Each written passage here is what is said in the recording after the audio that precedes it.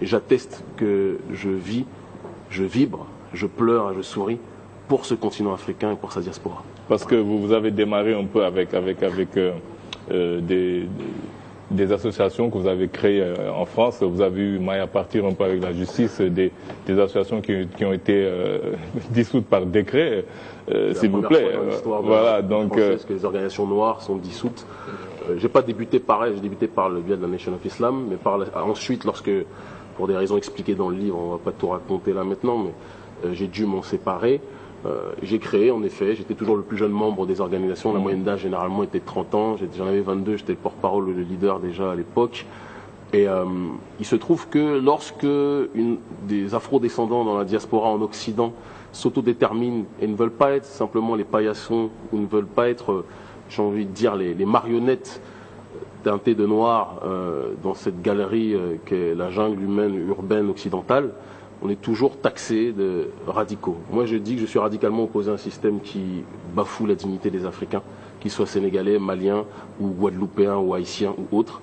Et si être extrémiste, c'est être extrêmement opposé, j'ai envie de dire, à l'asservissement de notre identité, de notre réalité africaine, si c'est ça être extrémiste, alors dans ce cas... Parce que vous, votre credo, c'était le fait de ne plus laisser les Noirs se faire marcher dessus, de réagir parfois même sur le plan physique, de vous opposer aux gens qui ont un peu brimé les Noirs en France. Ma démarche a toujours été bicéphale, à la fois physique mais aussi mentale. C'est-à-dire que la plus grande arme sur cette terre, et j'y crois parce que je pratique cette arme et je l'utilise plus que jamais, c'est le verbe, c'est le mot. Comme vous le dites, vous, c'était renverser la terreur, en fait, que la peur change de camp. Que la terreur change de camp, parce qu'on est une population qui a été terrorisée, et ce n'est pas faire de la victimisation que de constater cette réalité. Après, la question, c'est qu'est-ce qu'on fait de cet état de fait, et qui a été terrorisé par le biais de la colonisation, de l'esclavage. On ne va pas ressasser éternellement le passé, parce qu'aujourd'hui, même s'il y a le néocolonialisme qui est présent, il faut aussi qu'on soit capable de regarder notre responsabilité en tant qu'Africains dans la situation que nous vivons. Et nous sommes les premiers responsables de ce qui nous arrive. Et moi, je suis parti du principe, lorsque j'ai commencé à militer, j'ai commencé très tôt, comme vous le dites, j'ai commencé à 17 ans et demi, 18 ans. J'observais ce qui se faisait dans la diaspora, dans les milieux intellectuels panafricains, et j'avais l'impression qu'en réalité, il y avait beaucoup de gens qui étaient là pour singer l'occidental, pour singer le français. Tout le monde parlait ou scandait la fierté de l'Afrique, mais dès qu'un occidental rentrait dans la pièce, le premier qui scandait était en train comment dirais-je, de tomber telle une feuille morte, parce que quelque part, ils ont été conditionnés pour avoir une vision qui est que l'occidental est celui qui a raison, et nous autres, nous sommes leur sujet. On a voulu inverser cette valeur. Je pense sur bien des points et la tournée récente que j'ai effectuée en Occident, et que je suis là je suis revenu depuis 2 semaines, l'atteste. Le nombre record de personnes qui viennent à nos conférences, on réunit des 400, 500 à différents endroits, que ce soit dans les capitales européennes comme Paris, Bruxelles ou autres, attestent que... Vous êtes interdit d'entrer en Suisse? En Suisse, je suis interdit parce que les autorités suisses, à tort à mon sens, considèrent que, bon, en même temps, comme c'est l'endroit où beaucoup de chefs d'État africains mettent leur argent, peut-être qu'ils n'avaient pas envie que je vienne parler du fait qu'il y avait peut-être sur certains points une mauvaise gestion de nos affaires sur le continent. Et à côté de cette chose qui me paraît pas sérieuse, mais qui a été prise très au sérieux par les autorités suisses, que c'est la police fédérale qui m'a interdit, qui m'a énoncé que j'étais donc un personnage public dangereux, qui pouvait susciter des troubles à l'ordre public. Alors il y a 2 façons de voir ça. La première façon, c'est de se dire que si des gens que je considère comme faisant partie d'une oligarchie considèrent qu'on est une menace pour leurs intérêts, c'est quelque chose, politiquement parlant, de gratifiant. Et de l'autre côté, je trouve que pour la démarche de l'avancement de l'humanité, dans son ensemble, dans sa diversité, c'est dramatique, pour ne pas dire pathétique, qu'on en soit aujourd'hui à priver des gens de parole, alors que je n'ai jamais posé de bombe, je n'ai jamais violé qui que ce soit. Un pays où Roman Polanski peut voyager comme il le veut, eh bien moi, je suis interdit de circuler, alors qu'il y avait bon nombre, plus de 200 personnes devaient venir, non, que dis-je, plus de 300 personnes devaient venir à Genève, et lorsqu'ils ont appris que je n'ai pas pu rentrer, seule une centaine de personnes est restée, et ils ont pris mon livre. Ça atteste aujourd'hui qu'il y a un éveil des consciences qui se situe dans la diaspora ou même sur le continent. Dans 2 jours, je suis en conférence à l'université de Dakar-Bourguiba, ce samedi 29. Et parce qu'aujourd'hui, je pense que la jeunesse africaine, la nouvelle génération, ne veut plus être le paillasson de qui que ce soit et a compris que plutôt que d'attendre que la biscotte tombe du ciel, il est nécessaire que nous-mêmes nous tartinions notre biscotte et que s'ils le font, on la revende. Et je pense qu'on a toutes les possibilités pour le faire. Donc à partir de 2010, je pense que l'appel du continent a été plus fort. Vous, depuis cette période, vous êtes installé, vous êtes basé au Sénégal. Donc, c'était pour montrer que ce panafricanisme dont vous parlez, c'était pas seulement des mots et que vraiment vous aviez décidé, parce que vous n'étiez pas obligé de le faire, vous n'étiez pas en exil, vous étiez même interdit de sortir du territoire. C'est la première fois qu'un Africain est interdit d'un territoire français. D'habitude, c'est le contraire qui se passe. Là, on vous a interdit de sortir. Il se trouve que, bon, clairement et simplement, j'ai commencé donc en 99 et dans cette quête panafricaine, j'ai toujours dit qu'un footballeur, un panafricain, excusez-moi, loin de l'Afrique, c'est comme un footballeur sans ballon ou comme un boxeur sans gants. Il arrive un moment où notre Graal, notre Saint Graal, c'est l'Afrique. Et on se doit d'une façon ou d'une autre d'être en rapport avec cette dernière, évidemment, sinon il n'y a pas de sens sur le terrain du panafricanisme, et de tout faire pour revaloriser son identité, revaloriser et surtout défendre le plus possible ses intérêts. Et il fallait, avant que je rentre, que je puisse effectuer un certain nombre de démarches, être dans un cadre de panafricanisme d'abord d'opposition et de dénonciation vis-à-vis de l'oligarchie, mais si je reste jusqu'à 70 ans dans la dénonciation et l'opposition, il arrivera un temps où les gens poseront légitimement la question qui est que Kémy, tu es très fort pour te faire entendre pour dénoncer, mais qu'est-ce que tu proposes? Et je ne leur ai pas laissé cette occasion-là, dans le sens où, en effet, à la base, dès 2009, je devais rentrer sur le continent, puisque j'avais été invité auparavant par l'ancien Premier ministre, le défunt Premier ministre de la République centrafricaine, Abel Goumba, qui voyait en moi un grand espoir sur le terrain du panafricanisme, qui, lorsque j'avais été incarcéré par Sarkozy pour motif politique, m'avait soutenu.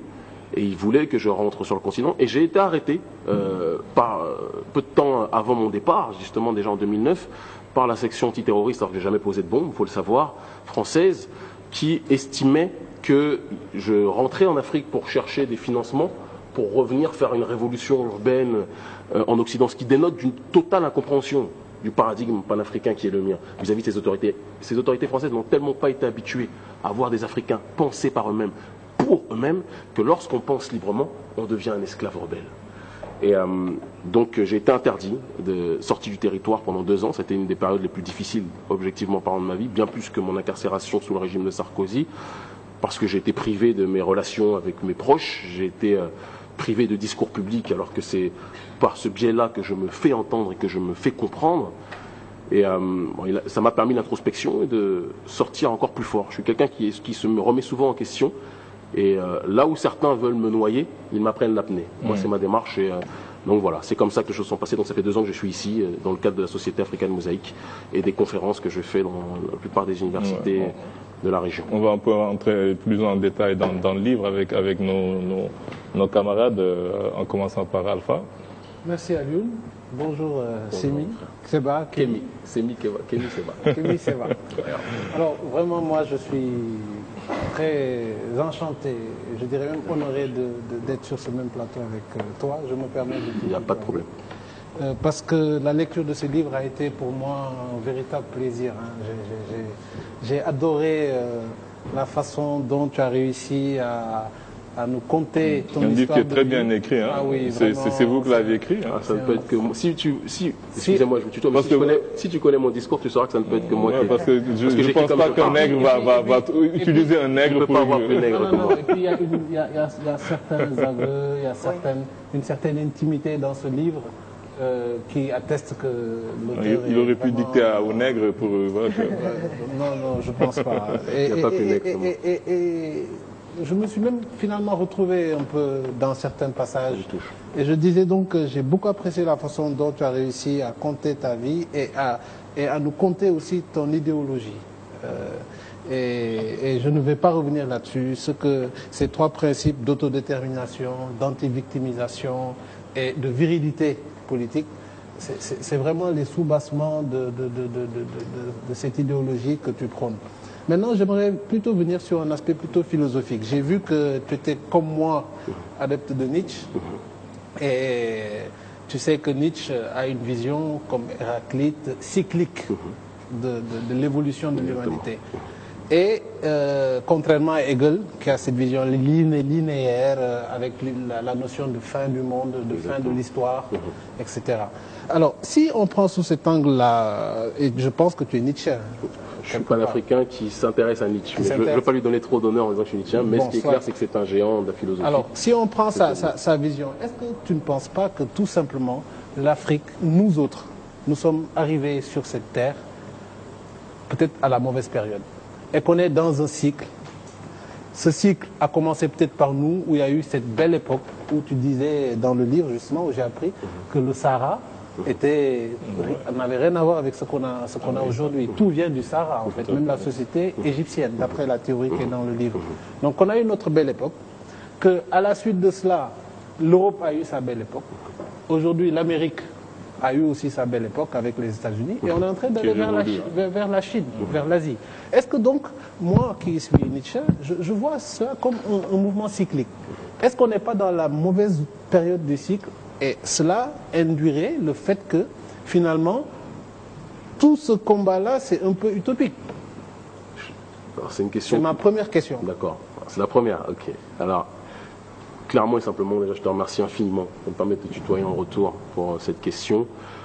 Moi, je suis quelqu'un, tu me parlais si j'étais Nietzschéen, je me sens en tout cas très proche de quelqu'un comme Muammar al-Kadhafi, d'accord, qui, dans son livre vert, disait que l'Afrique sera appelée, dans ce cycle de l'histoire, tôt ou tard, à retrouver les phares de l'histoire. Je pars du principe que, tu m'as parlé de la Chine tout à l'heure, aujourd'hui c'est vrai que c'est la puissance qui domine, qu'on le veuille ou pas, qui limite quasiment, écrase les autres nations, objectivement. La Chine a dominé à une certaine époque de son histoire aussi, elle a rayonné, elle est revenue, parce qu'elle a su préserver ses valeurs, parce qu'elle a su faire un travail de fond pour dépoussiérer, j'ai envie de dire, les éléments extérieurs qui ont aliéné son paradigme d'antan. Et en étant dans cette démarche constante d'introspection et de rigueur excessive, à tel point qu'aujourd'hui, lorsqu'on parle des Chinois, quand quelqu'un travaille comme un forcené, on dit « tu taffes comme un Chinois », dans la langue argotique un peu dans les banlieues françaises, c'est à force de travail qu'ils ont réussi à être ce qu'ils sont aujourd'hui. Et je pars du principe, pour répondre à ta question, que sur ce point-là, je ne suis pas nietzschéen au sens que je crois que la vie est un cercle en effet, et que ce qui a commencé par le point A reviendra d'une façon ou d'une autre au point A. Nous étions le berceau de l'humanité.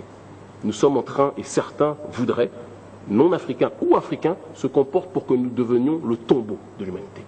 Moi, je crois que ce terrain qu'est l'Afrique regorge de vie, regorge d'énergie. Partout où je vais, j'ai l'impression que je suis sur un paradis. Pour certains ont l'impression d'être en enfer lorsqu'ils sont en Afrique. Mais pour avoir voyagé partout en Amérique, en Occident, à différents endroits, je sais que ce terrain regorge de richesses exceptionnelles. Et les oligarques le savent aussi. Et c'est pour ça qu'ils viennent chez nous. C'est pour ça, tout à l'heure on entendait parler de la venue de son Excellence Barack Obama. S'il vient, il ne vient pas pour les beaux yeux que son Excellence Macky Sall me pardonne, mais il ne vient pas pour les beaux yeux, qui sont certainement très beaux, mais pour les beaux yeux de Macky Sall. Il vient pour instaurer un système économico-politique qui s'appelle l'Africom, et qui, dans cette démarche oligarchique, pourra permettre de reprendre un certain nombre de richesses pour les Américains en échange de contrats pour, justement, les chefs d'État africains. C'est une réalité. Donc, dans ce sens-là, tout le monde sait en réalité que l'Afrique est l'avenir du monde. C'est pour ça que tout le monde vient se servir ici. Mais nous, on nous fait croire qu'on est dans un cimetière et on nous dit partez, allez être les immigrés, les éternels sans-papiers, allez être le punching ball de la mondialisation un peu partout où vous serez installés. Ça ne sert à rien, il n'y a rien ici. Mais eux tous viennent. Et il y a un moment où je pense que l'Africain doit se poser la question de savoir comment se fait-il que des pays soi-disant sous-développés attirent, j'ai envie de dire, les venus de toutes les superpuissances mondiales qui, si elles ne viennent pas en grande pompe, comme c'est le cas de M. Barack Obama, le président noir de la Maison-Blanche, sont quand même dans une démarche structurelle d'installer un certain nombre d'ONG ou d'infrastructures qui permettent de ravitailler un certain nombre de richesses pour eux. C'est une question de fond qu'on doit se poser. Justement, c'est exactement ça. Ça me permet de faire la transition. Tu as pris l'exemple de la Chine. Et comme tu le dis très bien, ils ont su conserver une certaine la quintessence de leur culture. Exactement. Pour pouvoir rebondir avec l'avantage démographique qu'ils ont et qui est quand même assez impressionnant. Mais nous, en échange, qu'est-ce qu'on constate? Et tu fais très bien le constat. Tu vois bien qu'aujourd'hui, on est dans une société qui tombe totalement en déliquescence. On est, pour reprendre un peu la philosophie Nietzsche, on est dans du nihilisme passif. Totalement, c'est vrai. On est dans un nihilisme totalement passif. Est-ce qu'il ne faudrait pas... Alors, si je veux continuer ta philosophie jusqu'au bout, il faut qu'on aille jusqu'à un nihilisme actif qui va mener à une forme d'anarchie pour un recommencement total. Quand tu parles de cela, ce qui est valable dans ta bouche sera considéré comme dangereux dans la mienne par peut-être d'autres personnes qui vont regarder l'émission que sur Internet ou ailleurs lorsqu'elle sera diffusée. Pourquoi? Parce que quand tu parles de ce nihilisme actif, je ne veux pas larguer les personnes qui ne sont pas intéressées par Nietzsche. Il y en a qui regardent l'émission, il faut qu'on essaie d'être le plus accessible possible. Mais l'anarchie, mais en réalité une anarchie paradoxalement de construction, une anarchie, c'est-à-dire être en dehors d'un système, d'un précaré qui a été dessiné par des gens qui ne sont là en réalité pour que la population africaine soit décimée in fine. Être en dehors de ce précaré, c'est la solution absolue qui est la nôtre. Lorsqu'on construit un village panafricain comme Dalal Diam, une pépinière d'enracinement, où il y a des Caraïbéens, où il y a des Sénégalais, des Sénégalaises, des Maliens et autres qui sont installés là-bas, pourquoi nous nous installons à cet endroit alors qu'on pourrait faire comme tout le monde? On rentre, on va à Dakar, certains vont aller dans Sali, qui est une ville, la capitale des Occidentaux sur certains points ici. Pourquoi se comportons de cette façon? Parce qu'on part du principe qu'on ne peut plus rien attendre. Moi, à titre personnel, je le dis, Macky Sall est un président qui essaie de faire son travail. Mais c'est le président, c'est un administrateur. Comme son nom l'indique, il est à la tête d'une entreprise. L'entreprise, c'est le Sénégal. La société sénégalaise est en déliquescence, mais les richesses naturelles sont en effervescence. Et c'est justement sur ce complexe-là que nous devons travailler. Que la société civile, qui est en réalité le véritable messie ou bourreau, excusez-moi, de sa propre destinée, c'est la société civile qui décidera de ce qu'elle veut être demain. Et c'est pour ça que je crois, plus que jamais, que lorsque tu parles de cette anarchie, une anarchie en réalité constructive, une anarchie parce que qui est anarchiste? Celui qui est en dehors du précaré.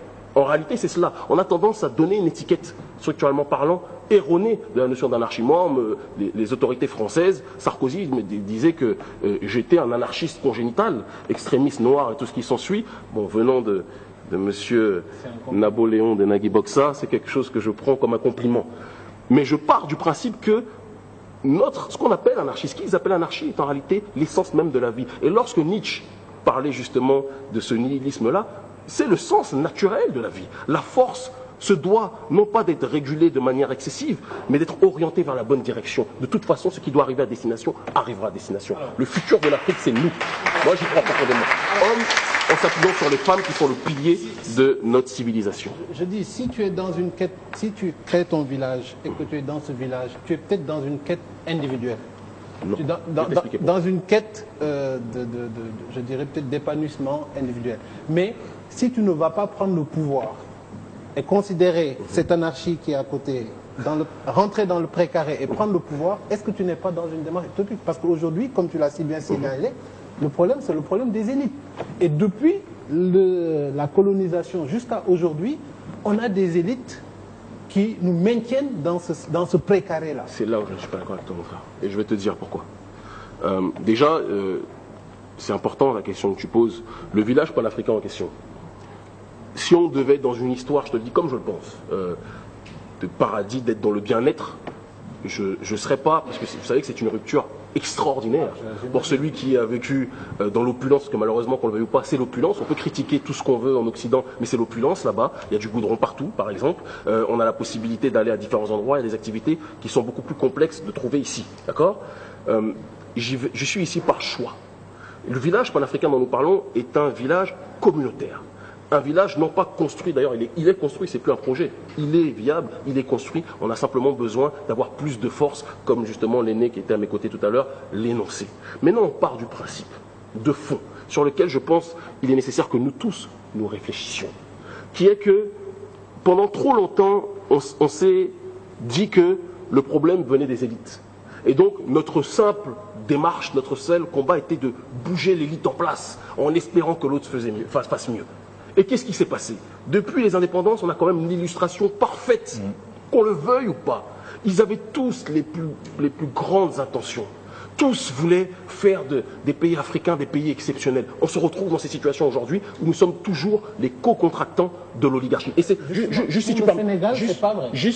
Pour le Sénégal, nous, on a eu 3 présidents, et tu l'as dit très bien dans ton livre, avec Senghor notamment, qui n'ont jamais remis en question la dépendance vis-à-vis de la France. Tu as dit quelque chose d'important. Mais Senghor, il faut prendre le pré-Senghor, le Senghor avant son mandat présidentiel et le Senghor président. Tu verras qu'il y a une différence de fond entre les deux. Le Senghor d'avant, dans ses rencontres avec Aimé Césaire, dans ses rencontres avec celui qui est l'homme que je préfère en réalité, mais qui est le moins connu des 3 de la négritude, qui est Léon Gontran Damas, qui était un génie verbal dont je me suis beaucoup inspiré et que j'ai énormément étudié lorsque j'étais dans la rue, à une certaine époque, eux tous avaient une vision de base qui était d'être en rupture avec l'ordre établi. Mais lorsqu'ils sont arrivés dans une entreprise qui n'est pas la leur, où ils sont simplement, quand on dit ministre en latin, tout à l'heure vous parliez du ministre par rapport au président, ministre en latin, j'adore l'étymologie, ministère c'est serviteur. Ce sont des serviteurs d'une suprapuissance qui est au-dessus de nous, dans laquelle le Sénégal n'est rien d'autre qu'une entreprise. Et moi je pars du principe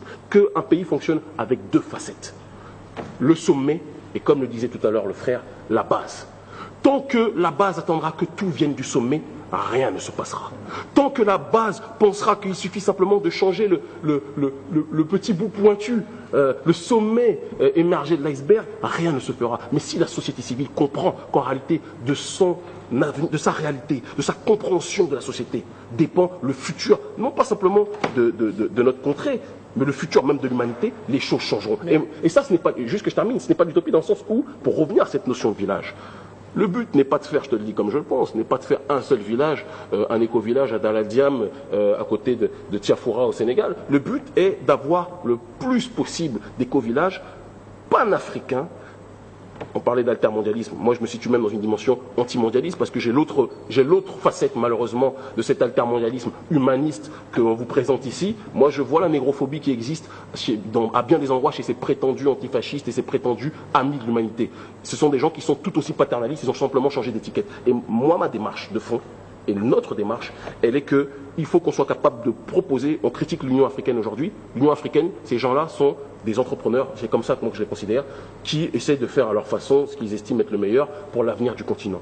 Et de l'autre côté, il doit y avoir l'Union africaine des peuples, où la société civile commence à travailler sa terre elle-même, où la société civile n'attend plus que les autres. Merci beaucoup. Voilà. Tu dis la société civile. Tu supposes derrière qu'il y a une notion de citoyenneté qui est déjà là, une notion de prise de conscience que les gens ont. Or, mais tu le sais très bien, depuis quelques années tu vis au Sénégal, mais tu sais qu'on est dans une situation où on a un peuple grégaire. On a un peuple, tous ceux qui développent ces idées innovatrices telles que les éco-villages et tout, mais c'est une crème de l'élite. Aujourd'hui, comment veux-tu, et on a eu ce débat-là il y a quelques émissions, comment veux-tu que quelqu'un qui n'a aucune notion de citoyenneté, quelqu'un qui est dans une logique de survie par tous les moyens, qui a perdu toutes ses valeurs, tous ses repères, et ça, c'est pas seulement une situation individuelle, c'est une situation collective que l'on vit au Sénégal. Mais comment il peut y avoir une prise de conscience collective d'un peuple malade? Il peut y avoir une prise de conscience collective. Il faut bien que ce soit mené par une élite. Si je puis me permettre, toi, tu fais partie de cette élite. Si je puis me permettre de terminer, tu vas comprendre une chose très rapidement, qui est que... Tu es d'accord que tu es une élite? Cela dépend pour qui.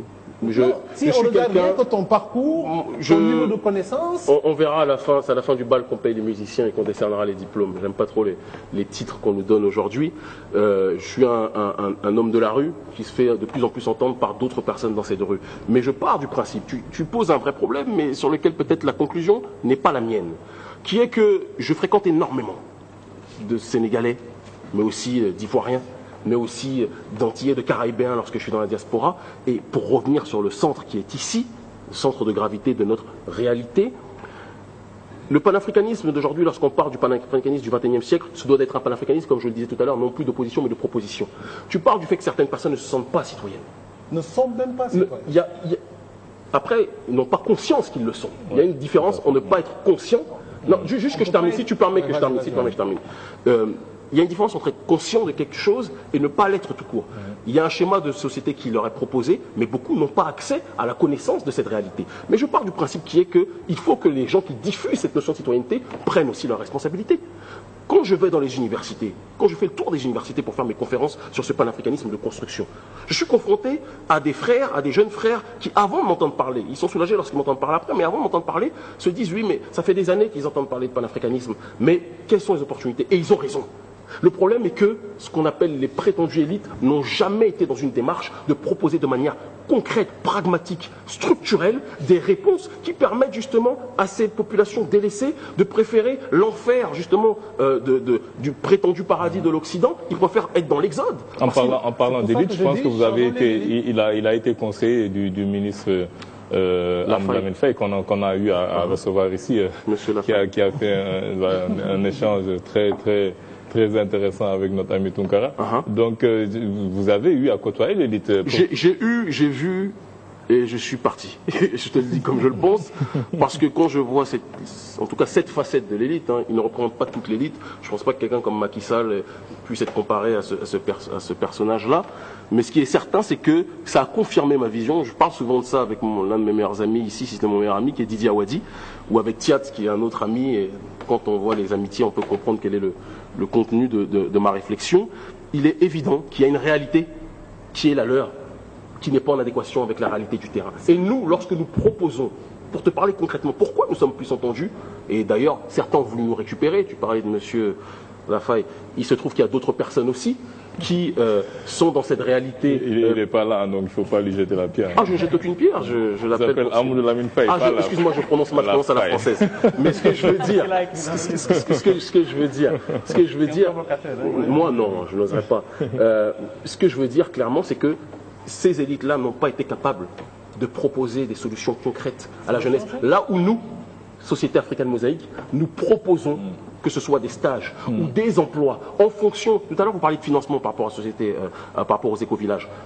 Ma responsabilité dans ce village, dans cette société, c'est d'appeler les actionnaires de différents endroits, la diaspora, des amis footballeurs, des gens comme l'un de mes meilleurs amis qui est le frère Jacques Fati, d'accord, qui nous a permis de créer un circuit justement dans le milieu du football pour que les gens s'investissent plutôt que de dépenser leur argent dans les boîtes de nuit occidentales, sont dans une démarche de regarder la réalité continentale. C'est du concret. Quand nous proposons des alternatives à la jeunesse, cette jeunesse se rend compte que panafricanisme ne rime pas avec grands proverbes, mais avec on va passer la parole aux autres chroniqueurs, Aïcha. Je te remercie profondément pour les questions. Moi, je vais rebondir sur cela justement, parce que dans le livre, on peut remarquer que vous vous démarquez totalement du panafricanisme tel qu'on le connaissait avant, ce que j'appellerais un panafricanisme fantoche.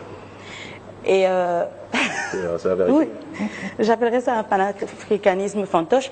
Et ça me pousse à vous demander, vous avez commencé à militer justement en étant en Europe. Une fois que vous vous êtes installé ici au Sénégal, en Afrique, comment vous vivez justement ce panafricanisme-là ici?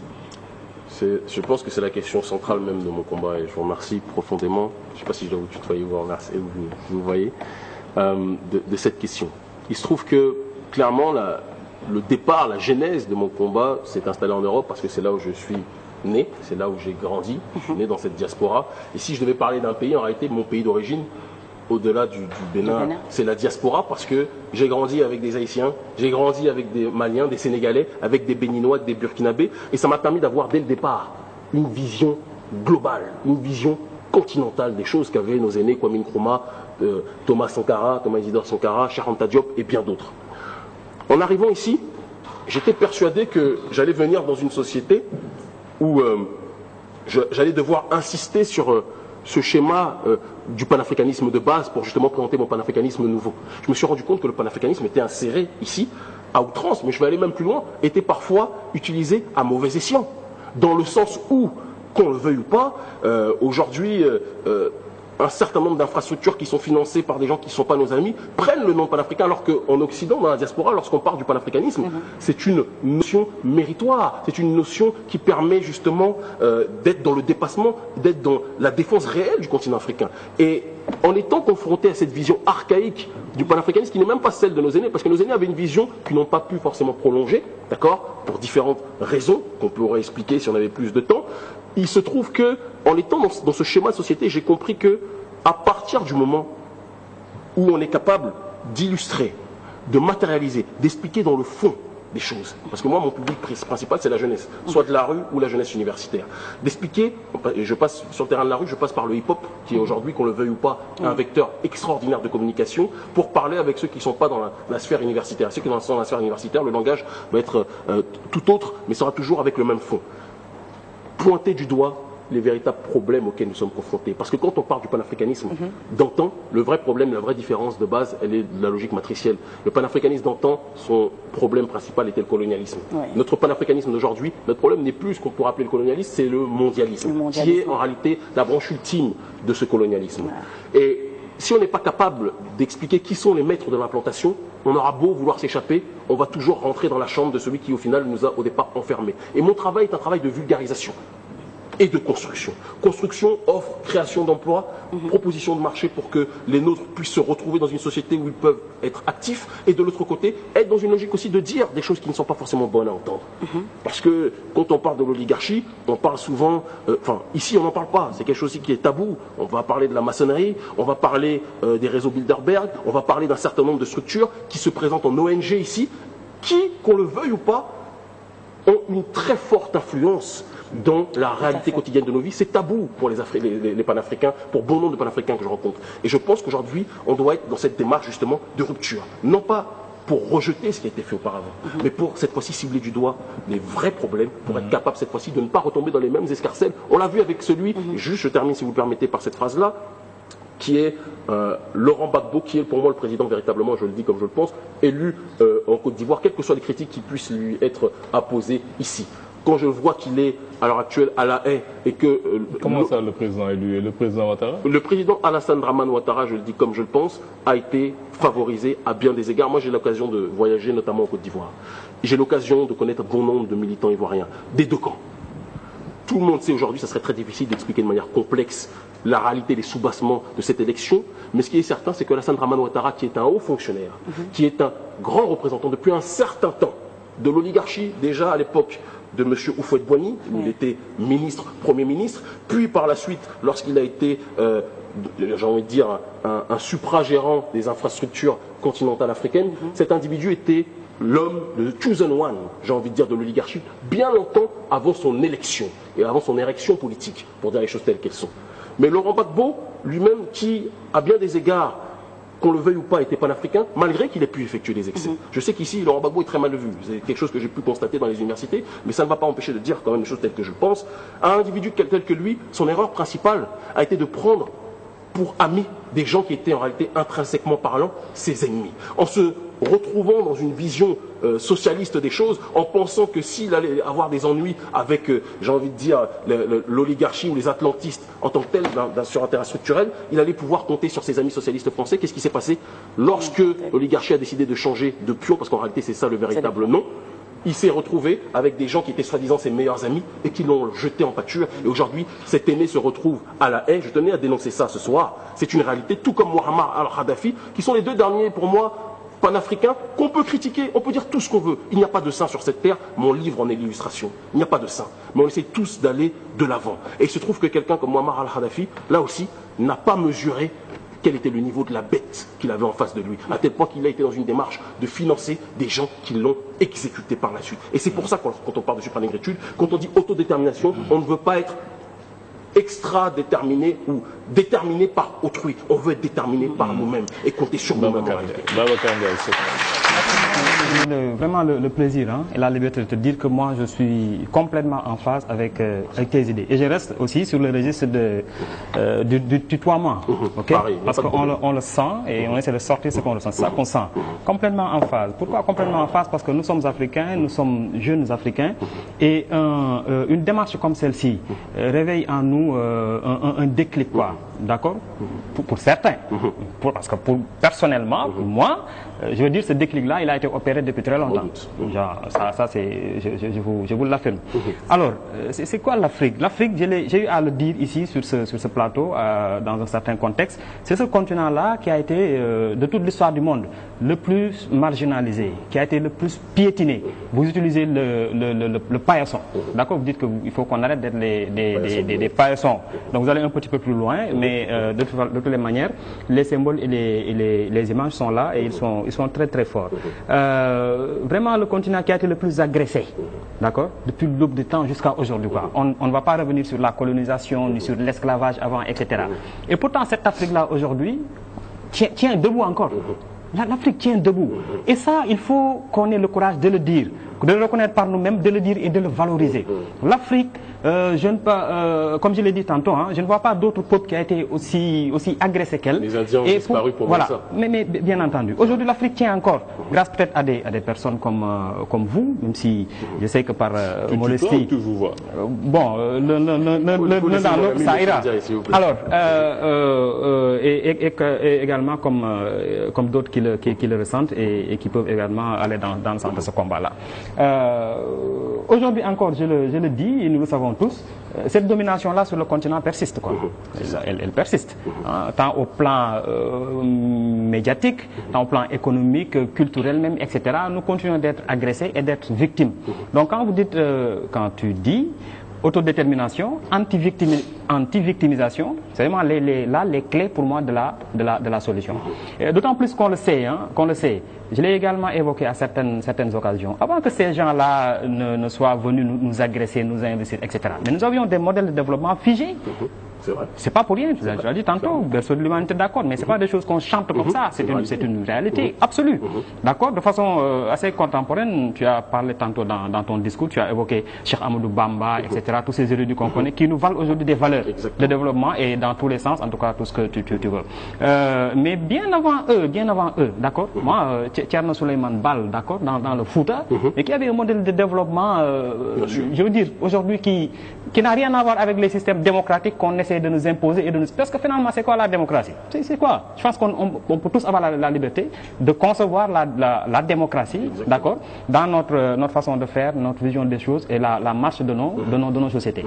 Donc, c'est des choses qui nous ont été inculquées, mais d'abord qui existaient. Il y avait un prérequis, je veux dire, chez nous, socialement, etc., qui était là, mais qu'on a perdu après. Et ça, c'est dommage. Et nous sommes aujourd'hui fondés, d'ailleurs obligés, parce que comme je dis tantôt aussi, la nature est en horreur du vide. Si on ne se remet pas en question, si on ne se lève pas, si on n'essaie pas d'impulser, d'aller vers l'avant, nous allons simplement disparaître. Ça, c'est clair et c'est net, quoi. Alors, Nietzsche, vous en avez parlé tantôt, je ne suis pas Nietzschien moi, donc je ne vais pas dans la démarche philosophique, mais la démarche peut-être un petit peu plus pratique ou même peut-être chimique des choses, à une petite mesure, quoi. Pour moi, l'anarchie, c'est quoi? C'est action-réaction, quoi. Action-réaction, d'accord? Et là, je poursuis, lorsque vous évoquez un petit peu toutes ces guerres-là, que ces gens de leur ombre, en tenant des ficelles, provoquent sur le continent et ailleurs, pour après venir nous dire, ok, on vient reconstruire. Exactement. Ça se passe aujourd'hui au Mali, nous sommes capables de le comprendre. Ça s'est passé en Côte d'Ivoire, nous sommes capables de le comprendre. De façon un petit peu plus complexe d'ailleurs. Plus complexe. Bien sûr. Je suis d'avis, moi, que ça s'est passé au Sénégal, récemment, durant en tout cas la dernière mandature de Wade. C'est en adéquation avec le fait qu'on a trouvé des fonds de pétrole il n'y a pas si longtemps au Sénégal aussi. Je le crois foncièrement. Peut-être que l'avenir nous édifiera sur énormément de choses. C'est un personnel. Après, j'ai retrouvé dans vos écrits aussi un soutien que vous dites apporter à, tu dis, ça c'est la courtoisie quand on le tient. Je comprends. Que tu dis apporter à Bachar el-Assad. Alors, en Syrie. C'est beaucoup plus complexe que ça. Attention. Bachar el-Assad n'est ni mon père, ni mon ami.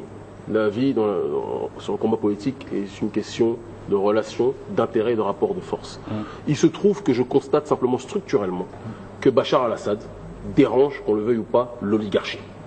J'ai de l'autre côté, parce que la chance qu'il y a lorsqu'on s'engage dans cette voie révolutionnaire panafricaine... Est-ce que vous pensez qu'il dérange vraiment l'oligarchie? Si vous permettez, c'est certain que si vous ne me laissez pas terminer, vous ne pourrez pas avoir la réponse à cette question. Donc, il est évident que dans ce rapport de force, il faut regarder les choses telles qu'elles sont. Moi, j'ai la chance, dans cette voie dans laquelle je me suis engagé, de pouvoir parler avec des gens de toutes les contrées.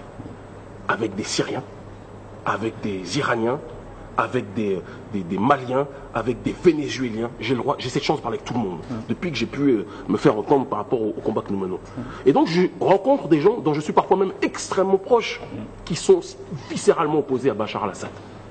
Et ceux-là, dans leur récit, dans leur réflexion, me poussent à être dans la nuance par rapport au fait de dire que je suis pro-Bachar al-Assad. Je ne suis pas pro-Bachar al-Assad. Je dis simplement que cet individu qui est quelqu'un qui, comme malheureusement beaucoup d'autres, il tue beaucoup de gens. Barack Obama en fait tuer aussi beaucoup dans les prisons à l'heure actuelle avec la peine de mort. On ne dit pas ça non plus dans la prétendue première démocratie de la planète. Donc il faut toujours relativiser les choses. Maintenant, il est évident qu'un homme qui pousse à l'hystérie les États-Unis, la France, l'Angleterre, etc., doit pousser tout de même à la réflexion sur la nature géopolitique. Mais est-ce que dans le fond, est-ce qu'ils sont contre? Oui. Ils y vont presque en reculant. Attention, pour avoir bien suivi, je vais vous dire une chose. C'est sur la forme. C'est sur la forme. Sur la Syrie, je veux dire, Bachar el-Assad, c'est là où vous, mais je pense qu'il faut bien entendre, comme je le dis, je répète la nuance que j'énonce, mais je pense que c'est là où vous vous trompez sur les sous-bassements géopolitiques de cette réalité. Je le dis et je le répète, Bachar el-Assad n'est pas mon ami ni mon père. Mais, je le dis et je le répète aussi, que là où vous avez l'impression qu'ils y vont à reculons, ils n'y vont pas à reculons. C'est parce qu'ils se sont pris à bien des endroits une raclée, les forces alliées, qu'on le veuille ou pas, aujourd'hui, sur le territoire syrien, ils ont tout fait. Ils ont financé la rébellion, ils ont financé tout ce qu'ils veulent.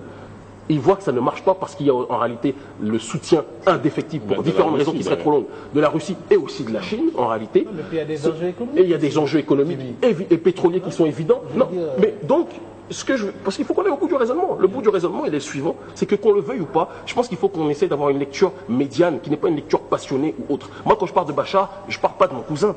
Vous comprenez ce que je veux dire? Et je ne parle pas d'un humaniste non plus, parce que je le dis, et je suis le premier à le dire. J'ai une critique. Juste que je termine. Juste que je termine. Des milliers de personnes de sa population, ça, il faut le condamner. Il ne s'agit pas de prendre parti pour lui ou pas. Je vais te dire une chose qui va te surprendre, mais je ne veux pas mettre sur le même pied d'égalité les deux personnages que je cite. Muammar al-Kadhafi, j'ai entendu durant cette période de guerre qu'il était un assassin, qu'il tuait son peuple. C'était dans cette propagande médiatique. Ils ont été extraordinairement forts pour ce qu'on appelle les médias mensonges. Exactement, les médias mensonges. Juste que je termine cet exemple parce qu'il est déterminant. Je ne compare pas les deux, mais il y a quand même un lien sur certains sujets. Ce que je vais te dire par là, c'est quoi? C'est qu'aujourd'hui, qu'ils ont exécuté l'un des derniers grands panafricains de ce continent, quelqu'un que j'ai pu rencontrer lorsqu'il était venu en France, Muammar al-Kadhafi. Aujourd'hui, les Noirs, les mêmes qui répétaient que Kadhafi était un tyran, sont ceux qui sont chassés en Libye par les négrophobes de Libye, ces Libyens racistes qui sont installés là-bas et qui, juste que je termine, qui pourchassent les Noirs. Donc le peuple opprimé, je pense qu'il faut, on est dans une situation de guerre. Dans une situation de guerre, il n'y a personne qui a les mains propres. Personne. Mais Bachar el-Assad n'est pas un panafricaniste. Je n'ai pas dit qu'il est un panafricaniste. Je dis, il est rien. Non. Moi, je pense que là-dessus, tu es sur le terrain, et peut-être que je peux me tromper, parce que je ne suis pas omniscient, et je ne prétends pas avoir le monopole de la vérité. Et donc, il faut avoir l'humilité sur ce terrain-là. Donc, je dis, donc peut-être que tu as raison sur ce terrain-là. Mais moi, je pars du principe, pour avoir eu cette possibilité de voir les deux camps, tu sais que Bachar al-Assad tue en effet beaucoup de gens, comme les rebelles en tuent aussi énormément, on ne le dit pas, et ce que je constate à l'heure actuelle, c'est qu'il y a une coalition spectaculaire, même si elle est quasiment en réédition, parce que c'est un sujet que je suis mais avec une extrême attention. Je ne peux pas tout dire, parce que là aussi, je suis un polémiste panafricain, mais voilà, j'ai pas envie de l'émission et des problèmes. Mais ce que je veux dire, c'est, plus sérieusement, je pars du principe que cet individu, qui est un mal pour certains, et peut-être sur d'autres sujets, dans la coalition des nations, j'ai envie de dire, non alignées, c'est pour l'instant peut-être un mal nécessaire. Le temps me dira si oui ou non j'ai raison. Que ce soit un tyran, oui. Que ce soit, il n'y a pas de problème. Tu peux être en désaccord. Mais on veut tous que le massacre s'arrête. Des centaines de Syriens innocents. Bon, déjà, comme tu l'as dit très justement tout à l'heure, la Syrie et le panafricanisme, c'est pas très lié. Donc là, on parle de Bachar al-Assad, si on parle de Cheranta, on parle de Sankara, ça me parle plus. Je me retrouvais à défendre. Je pense que si Babacar en a parlé, c'est parce que tu en as parlé. Voilà, mais j'en parle parce que dans cette démarche révolutionnaire, je suis amené à rencontrer différentes factions. Il y a des choses que je pourrais dire là, que je dirai en privé quand je serai avec vous, et d'autres que je peux dire ici présentement. Je rencontre des révolutionnaires de part et d'autre. Je rencontre des révolutionnaires qui sont anti-Bachar et qui sont anti-mondialistes, dont je suis proche aussi. Et je rencontre des révolutionnaires qui sont pro-Bachar, dont un dont je suis très proche, qui s'est engagé dans l'armée de Bachar al-Assad, qui s'appelle Sidik, et que je tiens à saluer ce soir, qui s'est engagé parce qu'il sait la répercussion que ça va installer, parce qu'on parle de la Syrie. En réalité, le vrai problème, c'est pas la Syrie, c'est Israël, qu'on parle concrètement, si on veut en parler. L'acharnement qu'il y a contre Bachar al-Assad est dû au fait que, on sait tous que la Syrie, aujourd'hui, sur le terrain géopolitique, est une des grandes forces qui soutient en sous-bassement, que ce soit l'Iran, que ce soit la Palestine et d'autres endroits. Assad a eu à collaborer avec mais comme on va... Et à suivre complètement leur désiderata. D'accord. Il y a eu un moment comme Muammar al-Kadhafi à une époque a financé, à la fin malheureusement, a financé des gens qui l'ont tué. Je suis totalement, comme je le dis, et je pense qu'il faut que, là aussi en Afrique, et je veux faire mentir Senghor. On est dans l'anniversaire de la mort de Césaire, ou en tout cas l'anniversaire de son œuvre, son centenaire, qu'on parle clairement et simplement, quand il disait « la raison est hélène, l'émotion est nègre ». Je veux tuer cette émotion. Et j'aimerais qu'on soit froid. Il n'y a pas d'amis, il n'y a pas d'alliés. Moi, quand je vois du sang dans une guerre, ça ne me surprend plus. Ma vie est faite de coups et de sang. Je sais que la difficulté est réelle. Je souhaite qu'elle s'arrête, cette guerre. Parce que j'ai vu, parce que j'ai vu, et en tout cas clairement, moi je sais que les Israéliens, je terminerai par là, j'espère que je vais... Non, t'inquiète pas, je ne vais pas trop dire, mais disons que, voilà, Israël a un projet, et tous les anticolonialistes de la Terre devraient avoir un projet qui est tout autre. Moi, c'est sur cette simple ligne de pensée et d'action que je me situe. Mais je ne suis pas un Bachar al-Olâtre, et je vais même aller plus loin, je ne suis pas un syriolâtre, pour la simple raison que je ne suis même pas sûr que les Noirs sont extrêmement appréciés là-bas, si on doit parler simplement. Mais on doit parler avec rationalité et parler, quand on se situe sur le dôme de l'anticolonialisme, de quelle est cette force prédatrice qui veut mettre les uns les autres, les pions les uns les autres, etc. et chasser ceux qui ne leur servent plus. Justement, comme tu le disais, peut-être qu'il lui servait auparavant, mais il ne leur sert plus maintenant. Gbagbo, à un certain moment, le président Laurent Gbagbo a suivi, a collaboré, a fait un certain nombre de choses. Oui, non, mais je le dis. Mais il n'en demeure pas moins qu'entre lui, il y a toujours la politique du moins pire, c'est la réelle politique, c'est une réalité. Entre lui et M. Ouattara et sa dame israélienne, qui est une grande amie de cette région du monde, je pars du principe que je me sens plus proche de l'homme qui a la haie, je le dis froidement, même si ça peut choquer un certain nombre de gens. Je pense que... Juste pour terminer, parce que sinon on ne va pas s'en sortir. Hein. Je pense qu'on va pas s'en... On va faire une pause sur ça parce que sinon on n'aura vraiment pas le temps. Et il y a voilà, c'est passionnant. Là, il y a les dames de Djoteli qui attendent. Voilà, Alpha a pris ton temps. Les dames de Djoteli qui attendent. Donc nous avons été très heureux de vous avoir sur ce plateau, vraiment. On aura certainement l'occasion de revenir encore sur ça du moment que vous êtes au Sénégal. Donc nous allons terminer cette émission avec Djoteli. Je peux juste préciser que je suis en conférence ce samedi à l'université Dakar-Bourguiba à 15h, donc auprès des jeunes étudiants de l'université Dakar-Bourguiba, et tout le public est accepté. S'il y a des places, ils seront accueillis. Voilà. Pour parler de la négritude face aux enjeux du mondialisme. D'accord. Donc je rappelle que votre livre, il est vendu ou il est dans toutes les bonnes librairies? Il y a un dépôt qui est à Mbao. D'accord. Et toutes les personnes qui veulent obtenir ce livre peuvent rentrer en contact avec nous par le biais, aujourd'hui, Internet, c'est notre vecteur de communication principal, d'accord, en envoyant un mail, comme une trentaine de personnes l'ont déjà fait depuis qu'on est arrivé, et on espère que ça va continuer, voilà. Donc c'est supranégritude, autodétermination, anti-victimisation, virilité du peuple. Voilà. Préfacé par Grégoire Biogo. Voilà, qui est un philosophe gabonais que j'aime profondément. Donc nous allons terminer cette émission avec Djoteli Group.